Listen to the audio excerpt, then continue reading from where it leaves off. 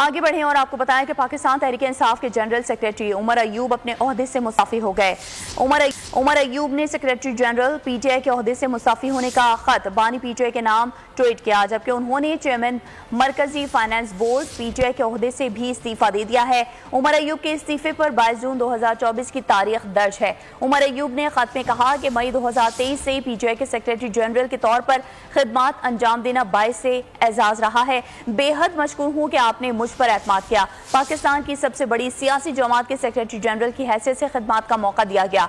शानदार सपोर्ट पर senator Shibli Faraz, core committee और मेंबरान का शुक्रगुजार हूं। मैं समझता हूं कि सेक्रेटरी जनरल के ओहदे के साथ इंसाफ नहीं कर सकता।